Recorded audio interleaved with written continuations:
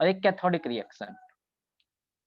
तो उस एनोडिक और कैथोडिक रिएक्शन होने की वजह से उसमें कोरोजन हो रहा था। प्रिंसिपल ऑफ कोरोजन जो आयरन में था वो एनोड और कैथोड इन्वॉल्व था। वहां पे एक एनोडिक एरिया बन रहा था जहां से मेरा एटम जो है वो रिलीज हो रहा था आयंस के फॉर्म में, और यहाँ पे इलेक्ट्रॉन रिलीज कर रहा था, और ये इलेक्ट्रॉन कैथोडिक रीजन में जाके हाइड्रोजन आयन के साथ मिल रहा था, और उसके बाद ये वाला जो है वो ऑक्सीजन के साथ मिलकर कोरोजन कर रहा था यहाँ पे। तो यहाँ पे प्रिंसिपल है एनोडिक और कैथोडिक का, और ये जो प्रिंसिपल होता है वो गैल्वेनिक सेल में भी ऐसा ही प्रिंसिपल होता है, इसलिए हम लोग इसको गैल्वेनिक कोरोजन बोलते हैं, ठीक है, या फिर इलेक्ट्रोकेमिकल कोरोजन बोलते हैं।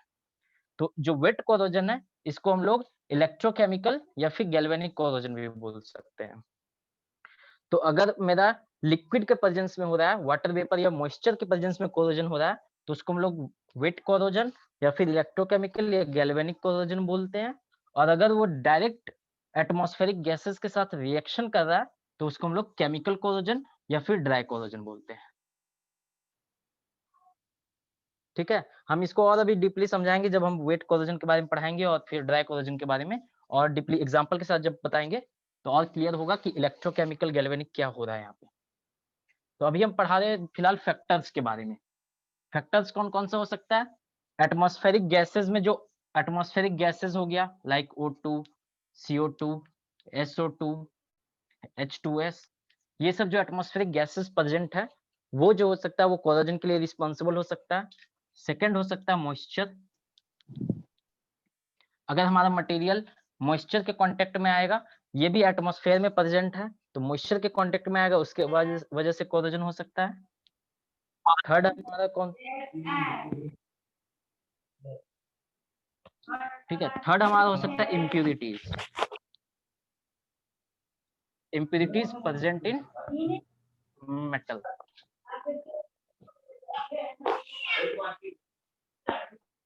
अगर कोई मेटल में हमारा इम्प्यूरिटीज प्रेजेंट होगा तो वो क्या करता है, वो हमारा एक मेटल है, मान लो यहाँ पे कहीं पे इम्प्यूरिटीज प्रेजेंट है, तो ये जो इम्प्यूरिटीज है ये इस पोजीशन को कैथोड बना देता है, ठीक है, और जो मेरा प्योर मेटल है वहां पे एनोड बन जाता है। तो इस तरह से यहाँ भी हमारा केमिकल फिर इलेक्ट्रोकेमिकल रिएक्शन होगा और उस वजह से कोरोजन होगा। इसका जो एग्जांपल था वही आयरन था, ठीक है। जब ये मेटल हमारा मॉइस्चर के कांटेक्ट में आएगा तो ये जो पोजीशन है इसका इम्प्यूरिटी वाला पोजीशन ये हमारा कैथोड बन जाएगा, और यहाँ जो प्योर मेटल है वो एनोड बन जाएगा। वो अब यहाँ पे साथ में एक मेरा आ गया इलेक्ट्रोलाइट। तो हम अभी फिलहाल इलेक्ट्रोकेमिकल जो मैकेनिज्म है वो अगर हम समझाएंगे उस टाइम पता चलेगा कि एनोड क्या होता है, कैथोड क्या होता है, और इलेक्ट्रोलाइट का क्या फंक्शन है वहां पे, और इन ये तीनों मिलके यहाँ पे हमारा कोरोजन क्रिएट करेगा इस मटेरियल में। तो इम्प्यूरिटीज अगर मेटल में प्रेजेंट है तो उसकी वजह से भी कोरोजन होगा।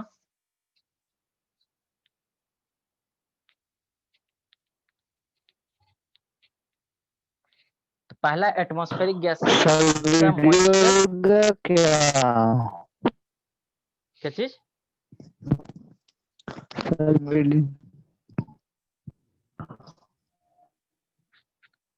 आवाज नहीं आ रहा है सर। वीडियो रुका हुआ है। नहीं सर ठीक है, वीडियो रुका हुआ है सर। नहीं ठीक सर है। उसका नेटवर्क इशू होगा सर।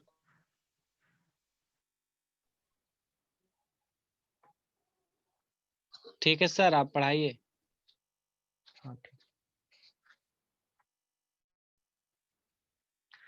चलो तो, और लास्ट एक है मेरा एसिड प्रेजेंट इन एनवायरनमेंट।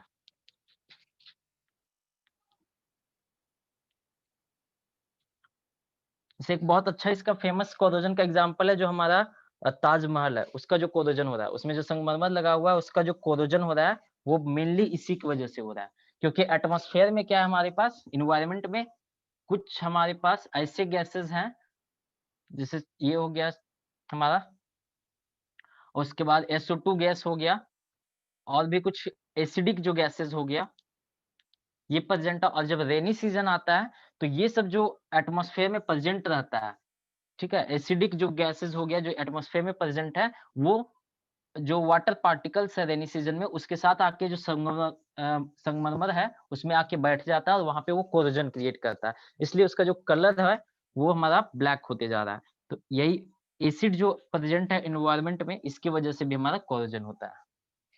ठीक है, तो ये कुछ इंपॉर्टेंट फैक्टर्स है जो रिस्पॉन्सिबल है कोरोजन करवाने के लिए। Atmospheric gases, moisture, impurities, acid present. अब तो एटमॉस्फेरिक गैसेस की वजह से जब अगर कोरोजन हो रहा हो तो उसको हम लोग बोलते हैं ड्राई कोरोजन। मॉइस्चर के प्रेजेंस में जब कोरोजन हो रहा हो तो हम लोग उसको बोलते हैं वेट कोरोजन। ठीक है, अब ये दोनों जो फैक्टर है ये किसी में भी इन्वॉल्व हो सकता है कि मॉइस्चर है लेकिन मटेरियल में इम्प्यूरिटीज भी है, उसकी वजह से भी हो रहा है। एसिडिक नेचर है और उसके बाद वहां पे मॉइस्चर है तो वहां पे कोरोजन हो रहा है। तो हम लोग इसको एक एक करके डिस्कस करेंगे टाइप ऑफ कोरोजन को। तो सबसे बड़ा जो फैक्टर होता है वो हमारा इन्वायरमेंट होता है। कोई भी मटेरियल जब इन्वायरमेंट के कांटेक्ट में आएगा तो वो मेटल जो है वो अपना ओरिजिनल स्टेट की ओर जाना चाहेगा और जिस वजह से कोरोजन होता है। उसको एक्चुअली में चाहिए ऑक्सीजन, या फिर ऑक्सीजन चाहिए, या फिर हो सकता है क्लोरीन चाहिए। अगर कोई नेचुरल स्टेट है लाइक NaCl हो गया, हमारा नेचुरल स्टेट में अवेलेबल है तो यहाँ पे क्लोरीन है। उसी तरह कोई और हो गया जिसमें हमारा ऑक्साइड फॉर्मेट में है, फिर कार्बोनेट हो गया, तो वो अपना नेचुरल स्टेट में अचीव करना चाहेगा और नेचुरल स्टेट के लिए वो जो भी उसे चाहिए वो एटमॉस्फेयर से वो ले सकता है। अब इंपॉर्टेंट आता है टाइप्स ऑफ कोरोजन। ठीक है, देखो कुछ हम यहाँ पे फिगर बनाएंगे या फिर कुछ भी लिखेंगे इंपॉर्टेंट पॉइंट्स, तो वो तुम लोग क्विकली नोट करते जाना। बाकी नोट्स तो बाद वो अरेंज करके हम दे ही देंगे, लेकिन यहाँ पे जो भी कुछ इंपॉर्टेंट पॉइंट लगे तुम लोग को कि नोट करना है वो नोट करते जाना। ठीक है, देखो दो तरह का कोरोजन होता है। एक होता है मेरे पास ड्राई कोरोजन, या फिर हम लोग इसको बोलते हैं केमिकल कोरोजन।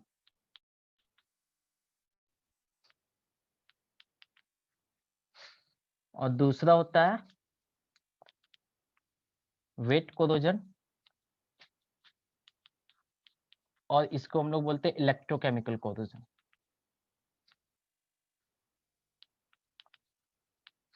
ठीक है, तो देखो ड्राई कोरोजन में क्या होता है। इसमें क्या होगा, इसमें डायरेक्ट केमिकल रिएक्शन होगा, direct chemical reaction with atmospheric gases.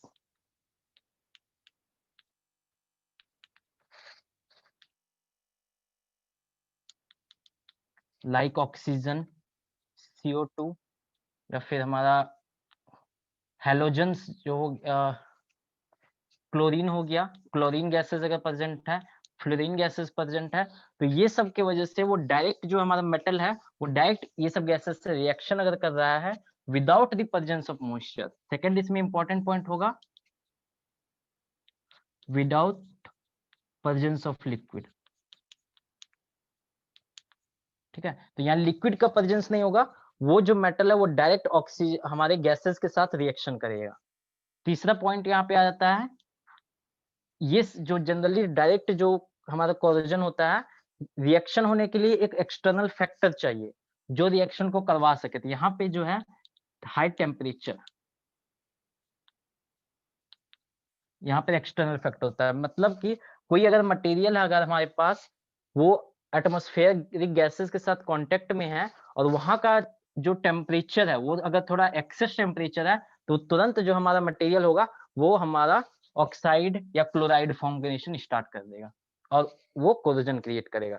इसका बेस्ट एग्जांपल एक देखो, हमारे पास मैग्नीशियम है, ये क्या करेगा, ऑक्सीजन के साथ स्लाइटली अगर हाई टेम्परेचर इसको मिल जाएगा कहीं से तो ये डायरेक्ट वो अपना ऑक्साइड बना लेगा। ठीक है, तो ये ऑक्साइड बना लेगा मैग्नीशियम वहां पे अपना। तो ये इस तरह से डायरेक्ट केमिकल रिएक्शन के थ्रू यहाँ पे कोरोजन हो रहा है। कहीं भी हमारा लिक्विड का प्रेजेंस नहीं है, स्लाइटली टेम्परेचर ज्यादा है ताकि ये फोर्स कर सके इस रिएक्शन को। क्योंकि जैसे जैसे हम लोग टेम्परेचर बढ़ाते हैं कोई भी मटेरियल का ऑक्सीडेशन करने का कैपेबिलिटी बढ़ जाता है, वो मतलब कि ऑक्सीजन के साथ रिएक्शन करने का कैपेसिटी उसका इंक्रीज कर जाता है, वो रेट तेजी से होने लगता है। ठीक है, उसी तरह से अगर हमारे पास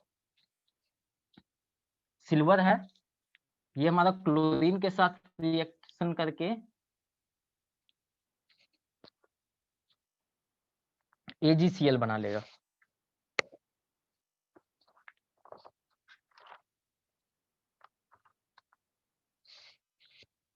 क्लोरीन गैस के साथ रिएक्शन करेगा और ये AgCl बना लेगा।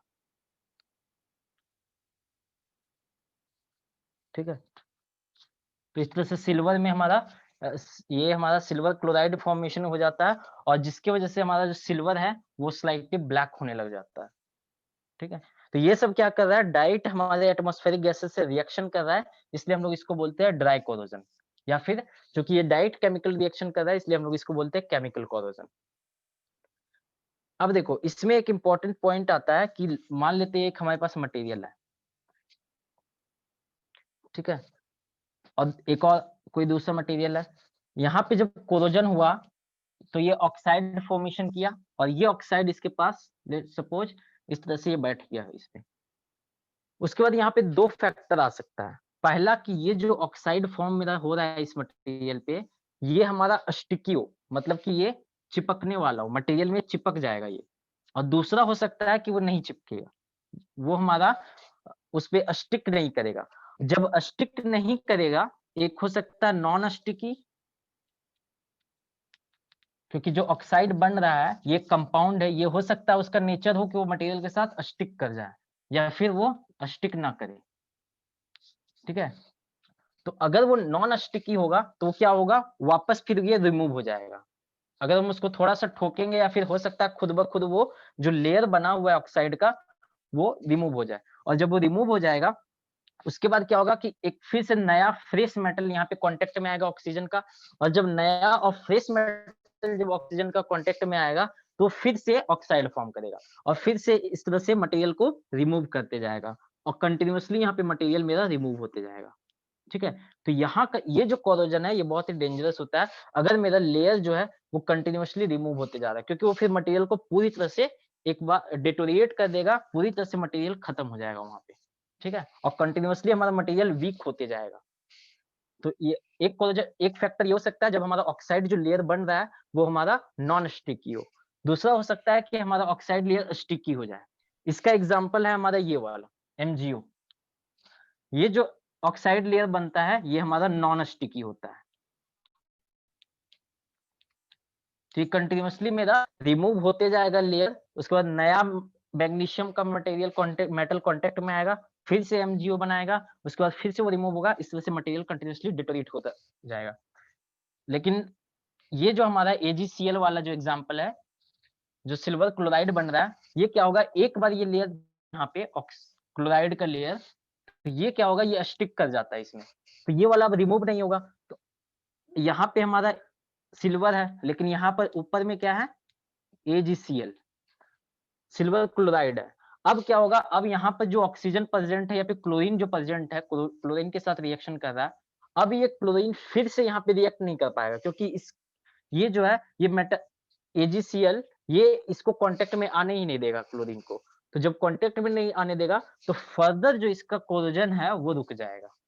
ठीक है, तो ये सब यहाँ पे फर्दर कोरोजन नहीं होगा मटेरियल का, लेकिन इस केस में कंटिन्यूअसली कोरोजन होते जा रहा है। तो बहुत ही इंपॉर्टेंट है कि कैसा ऑक्साइड लेयर वहां पे बन रहा है। अगर नॉन स्टिकी बन रहा है तो फिर वो कोरोजन हमारे लिए बहुत ही नुकसान करेगा। अगर स्टिकी बन रहा है तो इनिशियल कोरोजन होगा लेकिन उसके बाद वो हमारा मटेरियल सेफ है। ठीक है, समझ में आ रहा है ना ड्राई कोरोजन?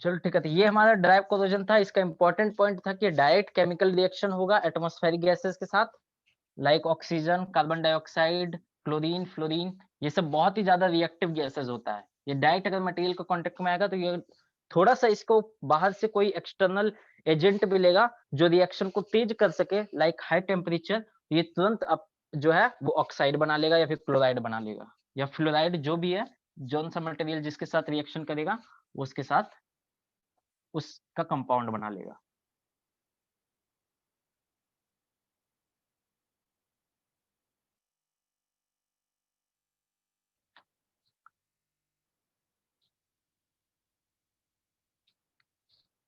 अब देखो यहाँ पे हम लोग नेक्स्ट देखते हैं वेट कोरोजन या इलेक्ट्रोकेमिकल कोरोजन क्या होता है। इलेक्ट्रोकेमिकल एक रिएक्शन होता है, ये होता क्या है इसको पहले समझ लेते हैं, जिसको हम लोग गैल्वेनिक रिएक्शन भी बोलते हैं।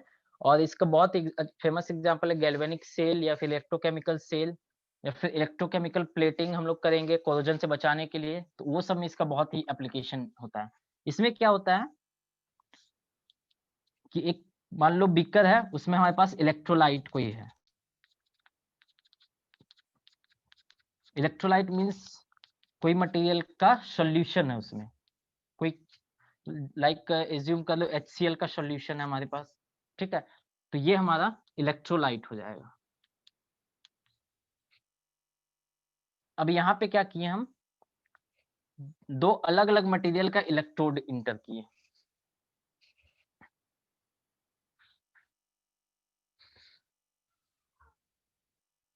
दो अलग अलग मटेरियल का इलेक्ट्रोड इंटर किए और उसको हम लोग क्या किए, एक्सटर्नल सप्लाई दे दिए।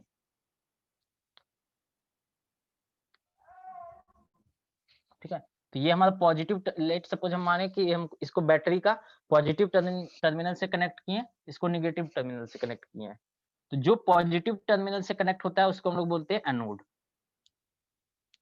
और जो नेगेटिव टर्मिनल से कनेक्ट होगा उसको हम लोग बोलेंगे कैथोड।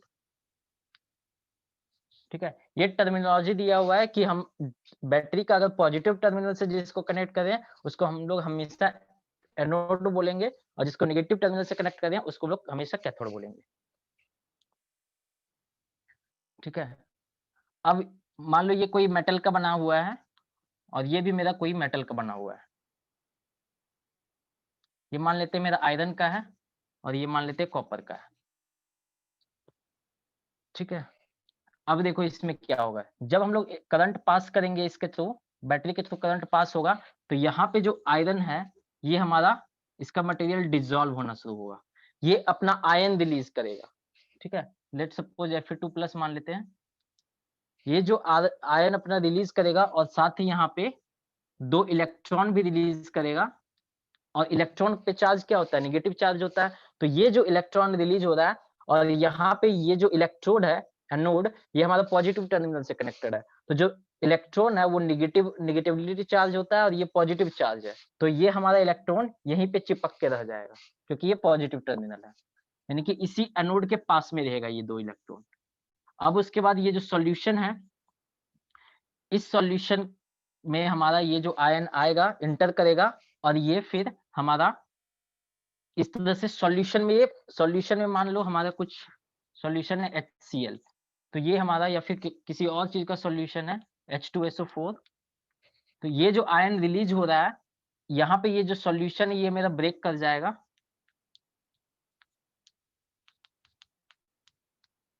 ठीक है, इस हाइड्रोजन आयन और सल्फ्यूरिक आयन में ये ब्रेक कर जाएगा। तो अब ये जो यहाँ पे आयरन का है आयंस, ये हमारा इसके साथ रिएक्ट करके FeSO4 बना लेगा, और हमारे पास, तो इस तरह से क्या होगा, कंटिन्यूअसली मेरा डिग्रेड करते जा रहा है मटेरियल। अगर किसी इलेक्ट्रोलाइट के प्रेजेंट में दो अगर इलेक्ट्रोड, दो डिफरेंट अगर मटेरियल है, वो अगर कनेक्टेड होता है पोटेंशियल डिफरेंस से, तो क्या हो रहा है, उस मटेरियल का कंटिन्यूअसली डिग्रेडेशन हो रहा है। ठीक है, और ये जो दो इलेक्ट्रॉन है ये वापस फिर इधर चला जाएगा कॉपर के साथ, या फिर इसके साथ, ये जो सॉल्यूशन में H+ आयन है उसके साथ ये मिलके हमारा फिर हाइड्रोजन गैस बना लेगा।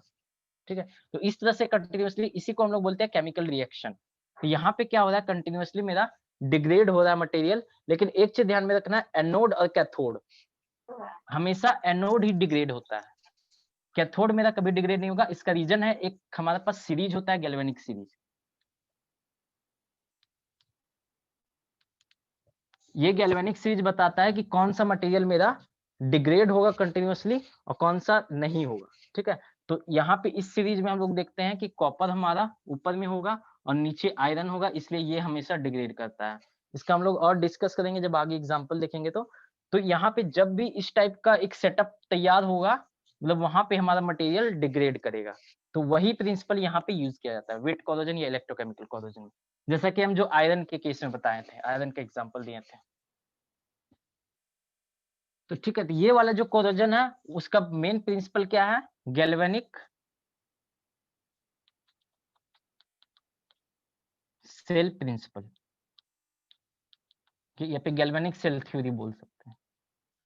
दूसरा इंपॉर्टेंट पॉइंट होगा, ये प्रेजेंस ऑफ मॉइस्चर में होगा, क्योंकि एक इलेक्ट्रोलाइट चाहिए।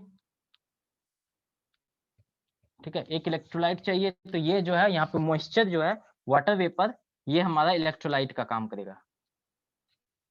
ठीक है, ये दो इंपॉर्टेंट चीज है, गैल्वेनिक सेल थ्योरी यूज होगा और प्रेजेंस ऑफ मॉइस्चर होगा। जैसे कि जो हम आयरन का एग्जांपल दिए थे, ये आयरन का मटेरियल है। ठीक है, लेट सपोज इस पे कहीं पे इम्प्यूरिटीज इन्वॉल्व होगा, और वो तो रहेगा, कोई भी मटेरियल है तो उसमें इम्प्यूरिटीज आएगा ही आएगा। वो प्योर, कंप्लीटली प्योर उसको बना पाना पॉसिबल नहीं, क्योंकि एलॉय रहेगा, क्योंकि प्योर मेटल के पास तो उतना स्ट्रेंथ नहीं होता है जो कि हम प्योर मेटल का कुछ बना सकते हैं। एलॉय बनाएंगे, एलॉय बनाने के लिए जो हम एटम जो भी इसमें मिक्स करेंगे वो एज ए इम्प्यूरिटी काम करेगा, क्योंकि वो जो है, ये लेट सपोज आयरन का बना हुआ है, हम इसमें कार्बन मिलाए हैं, तो इन दोनों का पोटेंशियल डिफरेंस अलग अलग हो जाएगा। या फिर हो सकता है और बहुत सारा मटेरियल हम लोग मिलाते हैं, क्रोमियम हो गया और बहुत सारा अलॉय स्टील आगे देखेंगे जिस मिलाया जाता है, तो ये जो है वो हमारा, और जो स्मॉल अमाउंट में रहेगा वो मेरा इम्प्यूरिटीज का काम करेगा, और वहां पे क्या करेगा, जो भी इम्प्यूरिटीज होगा वो उस एरिया को कैथोड बना देगा। ठीक है, और जो मेरा प्योर मेटल है वो हमारा एनोड का काम करेगा। तो हम लोग देखे थे आयरन जो है, जब ये वाटर वेपर के प्रेजेंस में आया था, ऑक्सीजन के प्रेजेंस में वाटर वेपर का जब इस पे मॉलिक्यूल्स आएगा, तो क्या करेगा आयरन, आयरन अपने एटम्स को रिलीज कर देगा स्टेबल होने के लिए, और 2 इलेक्ट्रॉन को रिलीज करेगा। और ये जो 2 इलेक्ट्रॉन है, ये जो H2O मेरा ब्रेक हो रहा है हाइड्रोजन में प्लस OH माइनस आयन में, यहाँ से हाइड्रोजन जो है वो 2 इलेक्ट्रॉन को ले जाएगा। ठीक है, उसके बाद ये जो Fe2 प्लस बना, ये जो एटमॉस्फेरिक गैसेस है उसके साथ रिएक्शन करके हम लोग देखे थे कि हमारा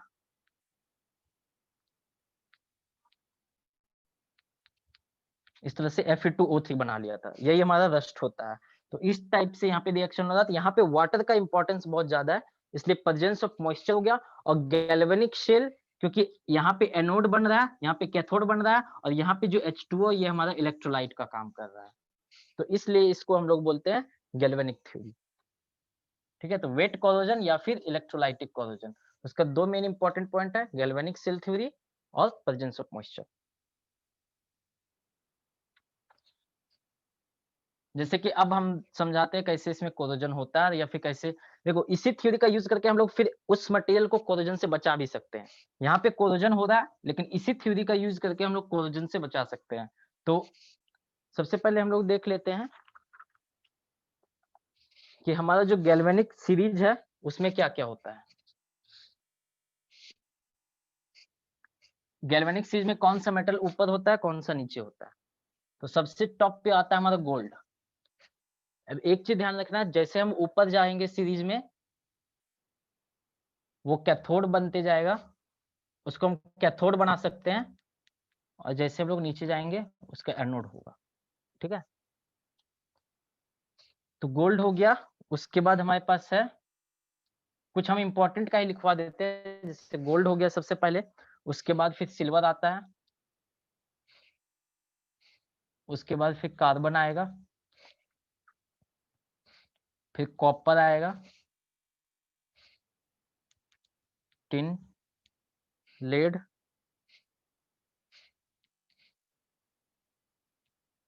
स्टील, एल्यूमिनियम, जिंक। ठीक है, उसके बाद सबसे नीचे Mg आता है। तो देखो इसके कहने का मतलब ये हो गया कि अगर हम कोई भी दो मटेरियल सिलेक्ट करते हैं, सपोज हम कॉपर और जिंक को सिलेक्ट कर रहे हैं, ठीक है, कॉपर और जिंक को सिलेक्ट कर रहे हैं, तो ये हमारा कैथोड होगा, ये हमारा एनोड होगा। सीरीज में जो नीचे होगा वो एनोड बने मटेरियल बनेगा, मतलब इसका कोरोजन ज्यादा होगा कंपेयर टू दिस, ठीक है। अगर हमारा एक मटेरियल है, कोई एप्लीकेशन, ऐसा हम एप्लीकेशन यूज कर रहे हैं जहां पे कॉपर से भी कुछ पार्ट बना हुआ है, जिंक से भी कुछ पार्ट बना हुआ है, तो वहां पे जो है वो क्या होगा, कॉपर का कोरोजन कम होगा, जिंक का कोरोजन वहां पे ज्यादा होगा, ठीक है। ये समझाते हैं अभी कैसे होगा।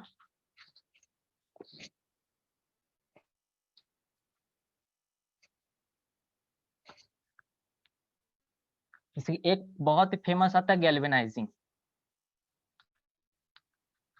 आयरन कोरोजन से बचाने के लिए उसमें जिंक का कोटिंग करते हैं,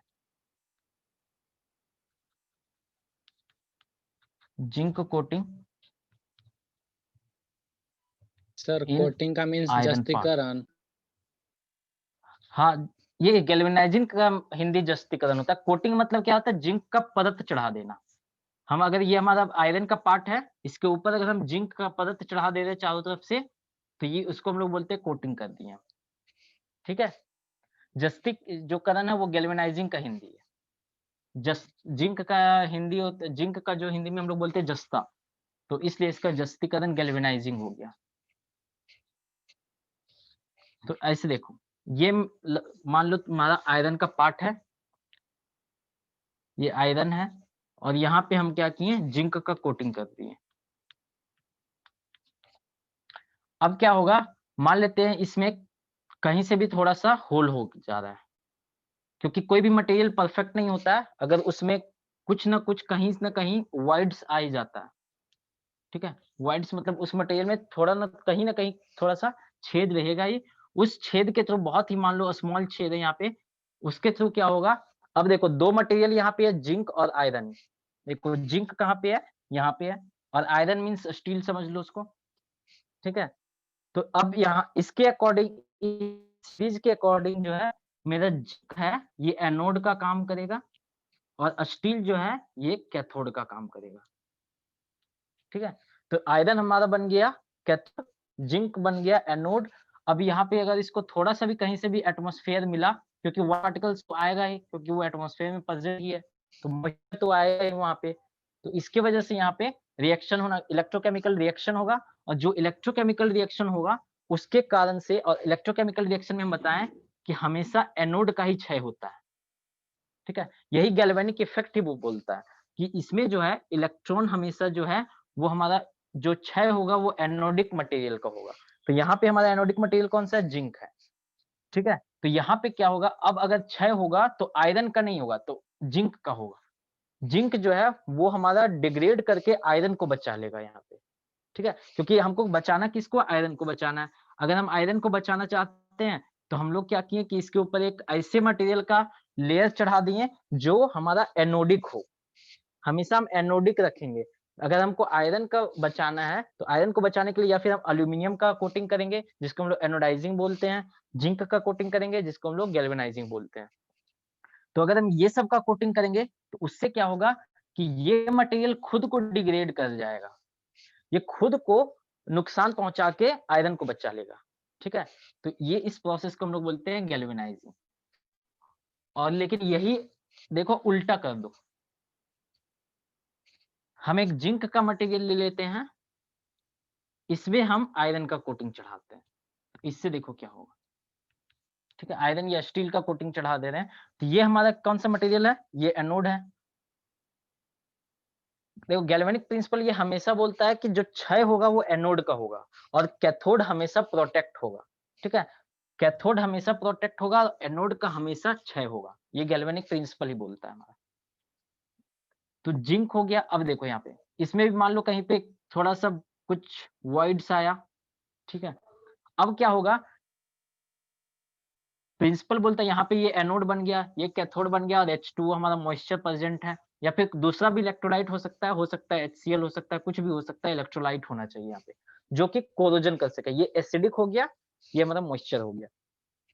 अब क्या करेगा इसमें, क्षय, थोड़ा सा क्षय यहाँ पे होगा तो ये देखो क्या करेगा, एनोड मेरा कौन सा है, जिंक है, तो थोड़ा सा यहाँ पे जो अगर जो हमारा वॉइड क्रिएट हुआ है, ये वॉइड क्या करेगा, तेजी से अंदर प्रोपोगेट कर जाएगा, क्योंकि यहाँ पे हमारा जिंक का क्षय होगा ज्यादा तरह से, तो यह तेजी से प्रोपोगेट हो जाएगा, इस तरह से जिंक को बचा पाना पॉसिबल नहीं है। क्लास हो रहा है। तो इसलिए हम लोग हमेशा एनोड को, नीचे वाले मटेरियल को एनोड बनाते हैं और ऊपर वाले को, अगर हम जिंक को बचाना चाहते हैं स्टील कोटिंग करके तो वो पॉसिबल नहीं है, क्योंकि ये माइक ऑफ एनोडिक कीजिए। मटेरियल है, इसका हेलो, क्षय बहुत on mic off, mic off कीजिए, माइक ऑन है।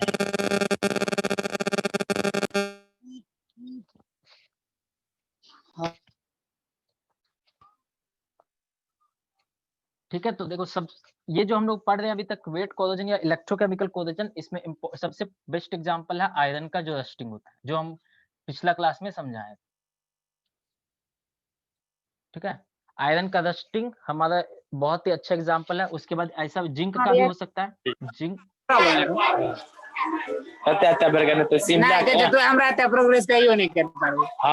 हमरा बोलने रे, सही है बात। सर ये कौन है सर?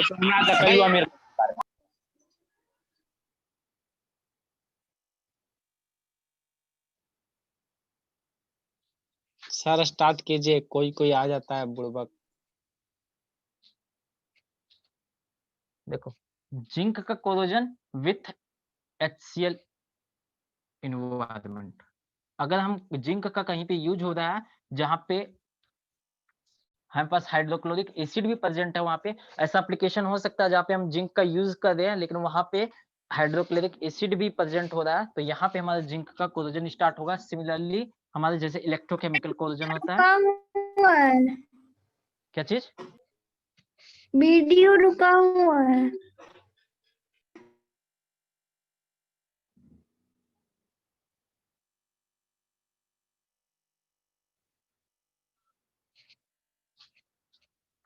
तो देखो, जिंक का कोरोजन जो होता है वो HCl इन्वायरमेंट में, वो भी हमारा वहां पे गैल्वेनिक कोरोजन है, क्योंकि यहाँ पे क्या होगा,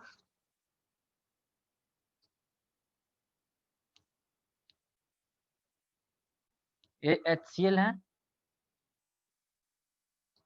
दो मेटल कहीं कांटेक्ट में आया तो जिंक क्या करेगा, ये अगर जिंक बना हुआ है तो जिंक अपना इलेक्ट्रॉन्स को रिलीज करेगा, आयंस में बन जाएगा, और ये जो दो इलेक्ट्रॉन है वो हमारा इधर ट्रेवल करेगा, और ये जो जिंक है HCl भी मेरा H+ और Cl- में ब्रेक कर जाएगा, और यहाँ से जो जिंक आ रहा है ये हमारा ZnCl2 है। ठीक है, तो ये जो हमारा बन रहा है यहाँ पे, ये भी हमारा फिर कोरोजिव प्रोडक्ट हो गया, जो हमारा जिंक के ऊपर में लेयर बन जाएगा जिंक क्लोराइड का। तो इसी हिसाब से रिएक्शन होता है, और तो ये सारा जो रिएक्शन है वो एक इलेक्ट्रोकेमिकल रिएक्शन पे बेसिस पे हो रहा है, इसलिए ये सारा जो है वो इलेक्ट्रोकेमिकल रिएक्शंस का एग्जांपल हो गया। रस्टिंग आयरन, जिंक का उसी तरह कोरोजन हो रहा है, तो ये हमारा दो टाइप हो गया मेन, इलेक्ट्रोकेमिकल कोरोजन और ड्राई कोरोजन।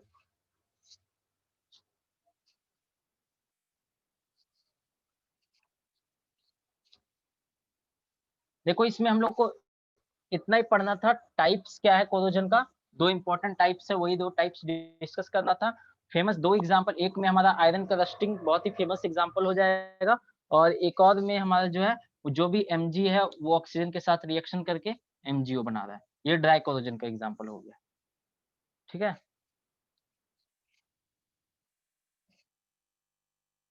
हेलो सर, हाँ, एसिडिक कोरोजन को सर कैसे रोकेंगे? एसिडिक कोरोजन को, यस सर। देखो जो एसिडिक कोरोजन है इसको अगर प्रिवेंट करना है तो हमको इन्वायरमेंट को क्लियर करना पड़ेगा, हमारे इन्वायरमेंट में एसिडिटी को वहां पे कम करना पड़ेगा, क्योंकि अगर ये वहां पे प्रेजेंट होगा तो ये कोरोजन फिर करेगा ही, इसको रोकने का फिर तरीका नहीं, क्योंकि रेनी सीजन आएगा तो ये फिर वापस मटेरियल, कोई ना कोई मटेरियल पे बैठेगा ही। तो एसिडिक इन्वायरमेंट को हमको वहां पे इन्वायरमेंट को क्लीन करना पड़ेगा, और उसका और कोई उपाय नहीं है एसिडिक कोरोजन को रोकने का। बाकी का क्या है कि हम लोग पेंटिंग कर देंगे, बाकी और बहुत सा कोरोजन को रोकने का तरीका पेंटिंग हो गया, इलेक्ट्रोप्लेटिंग हो गया, ये सब कुछ तरीका है। लेकिन अगर एसिडिक कोरोजन को रोकना है तो हमको वहां के इन्वायरमेंट को क्लीन करना पड़ेगा। क्योंकि जो अभी ताजमहल का जो संगमरमर हमारा कोरोड कर रहा है, उसको प्रिवेंट करने का एकमात्र तरीका है कि वहां पे जो मथुरा रिफाइनरी है, वहां से बहुत ज्यादा गैसेज आ रहा है। तो क्या करना पड़ेगा, जब वो रिफाइनरी से जब गैस निकल रहा है तो हमको उसी वक्त उसको प्यूरिफाई करना पड़ेगा, उसका एसिडिक नेचर को खत्म करना पड़ेगा, तभी ये ठीक हो सकता है। ठीक है,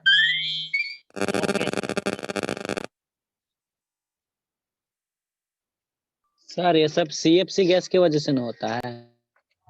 नहीं, सीएफसी गैस की वजह से यहाँ पे संगमरमर का प्रॉब्लम नहीं हो रहा है, वो ओजोन लेयर को प्रॉब्लम कर रहा है सीएफसी गैस। ठीक है, हाँ ओके सर। Ozone layer.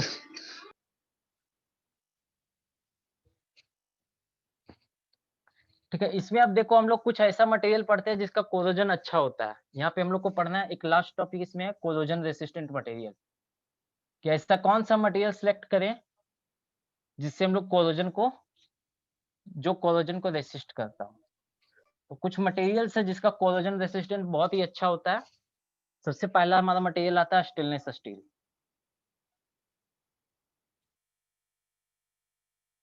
ये मटेरियल कैसे कोरोजन को प्रिवेंट करता है, इसमें ऐसा क्या होता है जिस वजह से ये कोरोजन को रेसिस्ट करता है। देखो, स्टेनलेस स्टील का जो कंपोजिशन होगा, स्टील है तो आयरन तो आएगा ही, तो आयरन है तो रस्टिंग का चांस होगा, जहां भी आयरन प्रेजेंट होगा वो रस्टिंग करेगा। लेकिन इसमें क्या करते हैं हम लोग, क्रोमियम को ऐड कर देते हैं।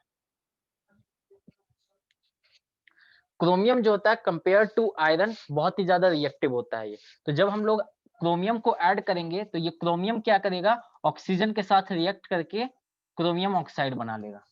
ठीक है, ये क्रोमियम ऑक्साइड फॉर्म कर दिया। ये मान लो तुम्हारा स्टील है, इसमें हम क्रोमियम ऐड किए, तो वो क्रोमियम क्या किया, ऑक्सीजन के साथ, ऐसे क्या होता, आयरन ऑक्सीजन के साथ रिएक्शन करता प्रेजेंस ऑफ एटमॉस्फेयर या फिर वाटर के प्रेजेंस में, और हमारा वो रस्ट क्रिएट करता। लेकिन यहाँ पे क्या किया, हम क्रोमियम जब ऐड किए, लेकिन क्रोमियम के भी एक फिक्स्ड परसेंटेज होना चाहिए, ये एटलीस्ट हमारा जो है वो 18% होना चाहिए।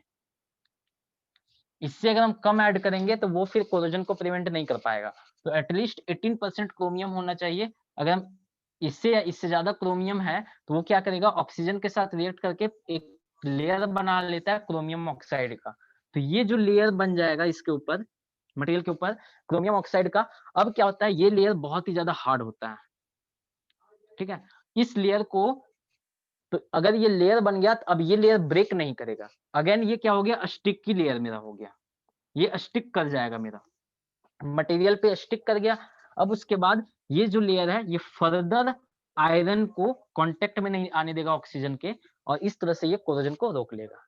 ठीक है, तो मेन जो रीजन स्टेनलेस स्टील में होता है वो क्रोमियम होता है, उसको प्रिवेंट करता है कोरोजन से।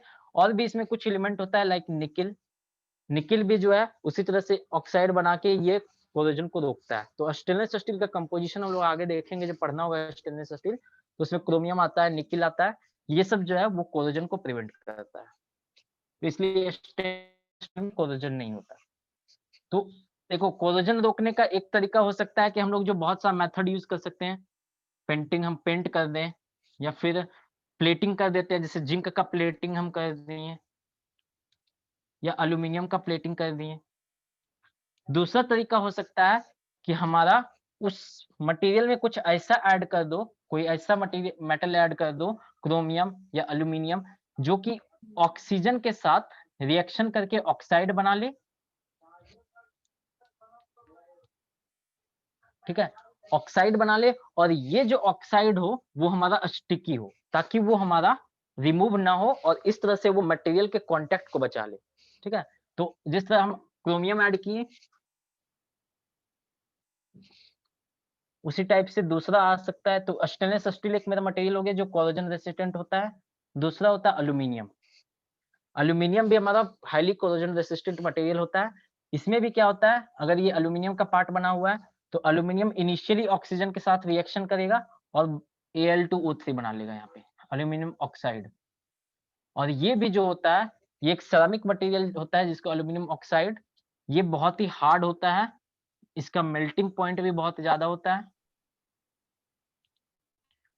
तो इस तरह से ये ये मटेरियल फिर रिमूव नहीं होगा, ये इसमें बहुत ही हार्ड एक लेयर बना लेगा इस मटेरियल में एल्यूमिनियम के ऊपर, जिसकी वजह से अब इसको रिमूव कर पाना पॉसिबल नहीं है। तो क्या होगा, फिर ऑक्सीजन जो है हमारा है फर्दर एल्यूमिनियम के कांटेक्ट में नहीं आ पाएगा। ठीक है, तो एल्यूमिनियम का काफी रेडी में गो।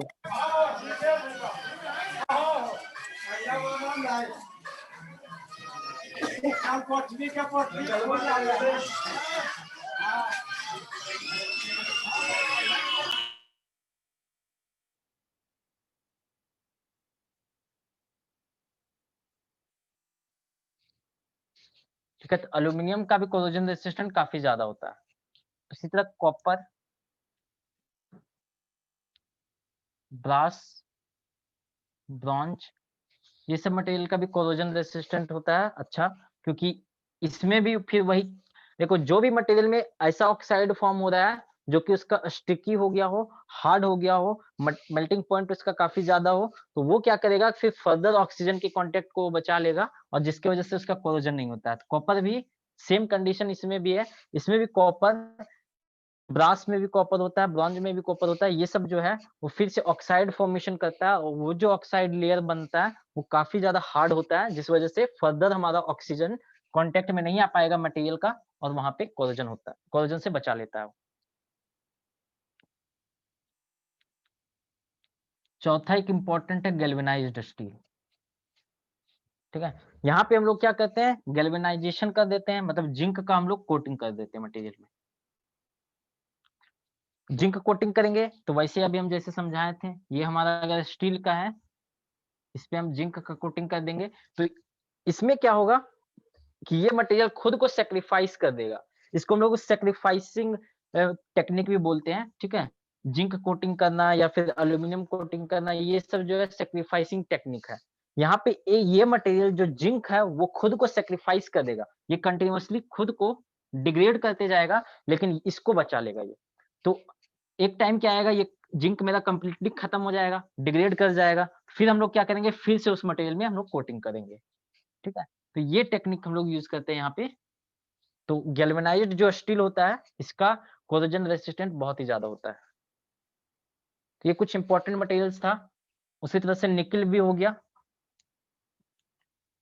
तो जब भी हम लोग को ऐसा लगेगा कि कोई मटेरियल को हमको कोरोजन रेसिस्टेंट बढ़ाना है, तो हम उसमें क्या करेंगे, कुछ ऐसा एलॉइंग एलिमेंट डाल देंगे जिसका कोरोजन रेसिस्टेंट बहुत ही अच्छा हो।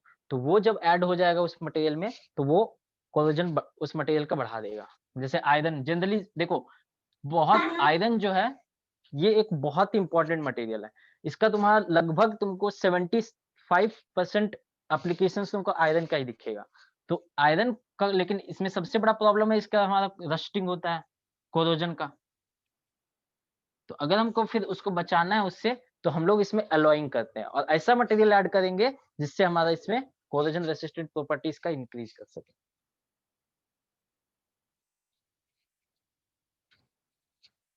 ठीक है, ये थ्योरी छोटा सा टॉपिक है कोरोजन का। थ्योरी क्वेश्चन आएगा इससे एक क्वेश्चन मैक्सिमम आएगा भी, तो एक क्वेश्चन आएगा और नहीं आएगा तो फिर नहीं आएगा। तो इसमें सबसे पहले हम लोग को पढ़ना था इंट्रोडक्शन, कोरोजन का डेफिनेशन क्या होता है, इसका मैकेनिज्म क्या है। सेकंड, इसका फैक्टर्स क्या क्या हो सकता है, फैक्टर्स लेस काउजेस। तो इसमें हम बता दिए थे ऑक्सीजन मेन, इसमें जो फैक्टर है वो एटमॉस्फेरिक गैसेस है। एटमॉस्फेरिक गैसेस या फिर एटमॉस्फेयर में जो भी हमारा एसिड प्रेजेंट है या फिर वाटर वेपर प्रेजेंट है उसकी वजह से होता है। और उस बेसिस पे हम लोग दो टाइप का कोरोजन डिफाइन करते हैं टाइप्स में, वेट एंड ड्राई। ठीक है, और लास्ट में हम लोग को पढ़ना था कोरोजन रेसिस्टेंट, तो कुछ मटेरियल्स के बारे में जानना था जिसका कोरोजन रेसिस्टेंट बहुत अच्छा हो। ठीक है, इसमें क्लियर हुआ सब कुछ जो भी हम बताएं सो? यस सर, क्लियर है सर। कोई कंफ्यूजन हो, कोई क्वेश्चन, कोई टॉपिक नहीं समझ में आया हो? नहीं, ऐसा तो कोई नहीं है अभी सर। ठीक है, ये छोटा सा टॉपिक है, इससे हो सकता है क्वेश्चन आए या फिर ना भी आए, लेकिन इससे बड़ा क्वेश्चन नहीं आने वाला है। ऑब्जेक्टिव भी इससे कम आता है, ऑब्जेक्टिव तो आएगा नहीं। एक फिर तुम लोग का 4 नंबर का क्वेश्चन आता है, 6 नंबर का क्वेश्चन आता है। तो मे भी 4 नंबर के क्वेश्चन में टाइप्स बताने आ जाए, कोरोजन का डिफिनीशन आ जाए। सर टाइप्स आएगा तो 2 ही टाइप्स लिखेंगे ना? हाँ, इसका वेट और ड्राई, और उसमें एग्जाम्पल्स देना है, जैसे कि वेट में आयरन का रस्टिंग बहुत फेमस एग्जाम्पल हो जाएगा, और तुम्हारा ड्राई में जो हम एग्जाम्पल दिए थे नोट्स में सारा लिखा हुआ है एग्जाम्पल, वो हम भेजेंगे तो ठीक है सर। उससे क्लियर हो जाएगा। ठीक है, नेक्स्ट क्लास से हम लोग नेक्स्ट चैप्टर स्टार्ट करेंगे, फेरस अलॉयज। सर कोरोजन का नोट्स डाल दीजिएगा सर ग्रुप में। हाँ हाँ, देखो हम क्लास अभी जो 7:30 का क्लास लेंगे उसके बाद हम डाल देंगे। Okay, thank you sir. Speaker बंद।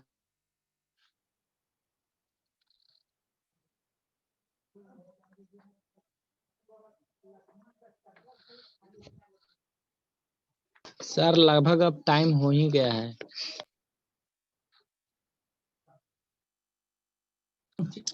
3 मिनट बाकी है।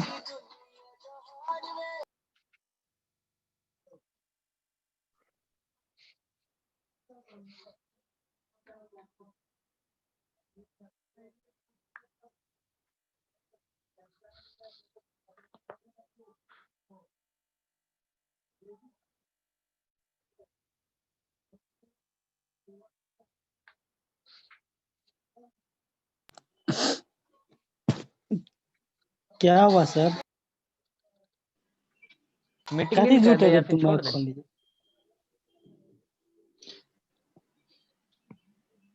मीटिंग आप इन कर दे रहे हैं हम, या फिर हाँ छोड़ ठीक दे? है सर। इन कर दे रहे हैं, वो सब फिर आएंगे तो अपना कनेक्ट कर लेंगे। ठीक है सर।